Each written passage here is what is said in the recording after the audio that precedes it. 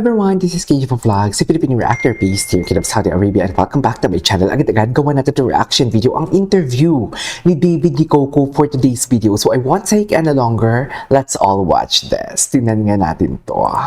Ano to? The pambansang Ginoo already. Wait lang, may post si Madam Cordelia. Tingnan natin to, baka medyo mahaba-haba eh. Ito. Are the pambansang Ginoo already. Ano daw? Are the pambansang Ginoo already. Nasa point ka na ba na talagang putok ka na din mismo in terms of how your career wanted to go forward? Or nandun pa rin yung, sige, I'll leave it with my managers and all. Pero ngayon ba, ikaw ba mas dapat super duper involved? Ay? When I started out, yung showbiz, akala ko parang feeling ko, wala ka pang say sa mga ginagawa mo. But now, na at this point of my career, like everything that I do, dapat may intention. Dapat intentional. Exactly.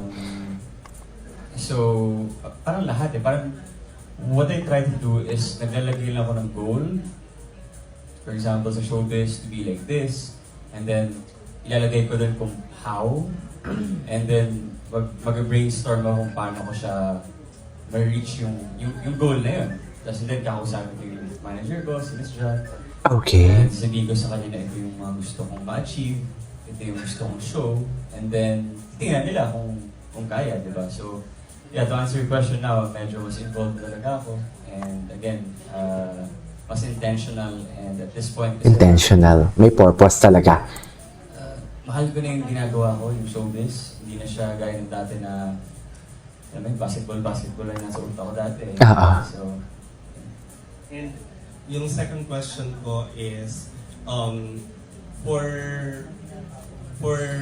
something like this na hindi mo in-expect, do you feel that overwhelming feeling, and how do you deal with it? I feel like in first 2 years, since Maria Clara Nibarra was super overwhelming. To the point na, Oo naman, overwhelming talaga. But ngayon, I think I just try to take it day by day. It's as long as my system is intact as a person. Genuine talaga siya pag sumagot. No? Makikita mo talaga siya. Tingnan mo, eye to eye talaga siya.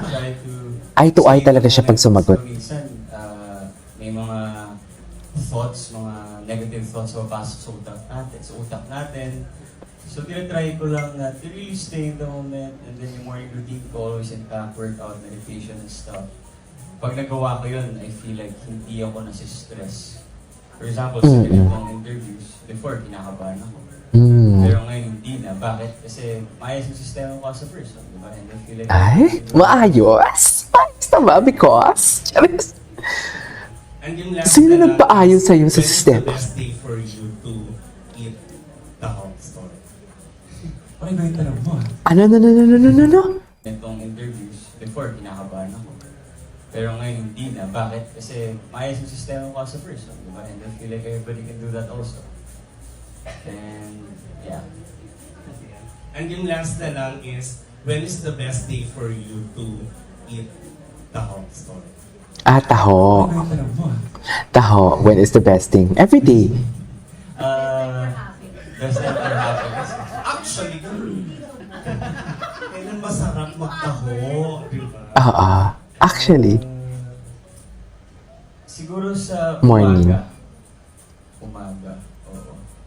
Morning. Masarap pala talaga sa umaga. Charing, sana all masarap pag umaga, di ba? Ito, ano na naman to? And then, pangalawa, nag-order ako sa Grab. In-order ko lang halos lahat ng flavors eh. Parang 4 flavors, yung ube, yung normal, yung original. Avocado. Ang dami ng endorsement ni David. Yan yung inaano natin eh. Yan yung tawag nito, piniprevent natin as a fan. Siyempre, as a fan, yan na lang din talaga yung tulong natin sa kanila, di ba? Na parang, suportahan sila. Di ba? Kasi alam mo kung maraming issue talaga, mga negative comments talaga yan sa kanila. And nakakawalan niya ng gana sa mga, mga brands. So, basically, kung walang gana ang brands na kunin ka, hindi ka bankable. Di ba? Gulat sarap kasi parang, imagine mo, taho na may ice cream, hindi siya usual, it's unique. Diba? And then, ayun, I had a meeting with them, nakita ko na sobrang passionate nila sa ginagawa nila. Like, imagine, like, nagsimula lang sila last year, and now, ang dami na nilang branches, you know? So just for me to... Last year lang. Gawing ambassador, maging part lang ng isang brand na sobrang laki ng potential, and plan din nila na mag-expand abroad, di ba? It's sobrang big deal for me. Kaya maraming salamat. Maraming salamat. At yun, gagalingan ko siyempre. Ang trabaho ko naman dito talaga is to, like, help them promote, hopefully. True. To help them talaga. So, Right. Exactly. And Sir David, talking about the fact that you're a Ang gwapo niya basketball player, talaga. I think there was a writer who wrote,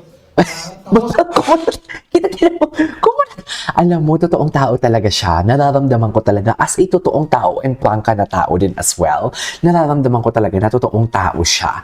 Different types of tao sila ni Barbie. Si Barbie naman is vocal, siya naman introverted, pero makikita mo talaga sa mata niya na totoong sinasabi niya kasi eye to eye talaga siya makipagsalita. Walang eme. 'Di ba? story is like a fast break because they're growing so fast. So I believe from your end, you really bought the product and the vision of the whole story, no? And you mentioned that you bought a lot of products. So we're all wondering, ano yung favorite style of taho mo? So okay lang sir, may rapid fire question lang tayo. Anong klaseng taho yung gusto nyo? Alright. sa taho story ba? Oh, so sir, I'll ask you like multiple choice question, tas sagot lang na mabilis. Okay. Alright, here we go. Ayan, You all ayan. ready for the rapid fire? Ay, may ano pala to.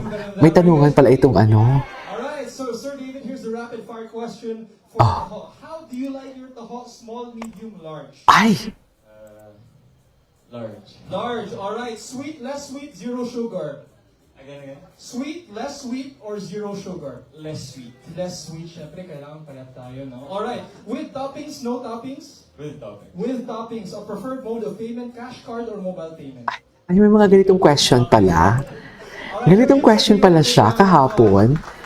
Ay, tapos na.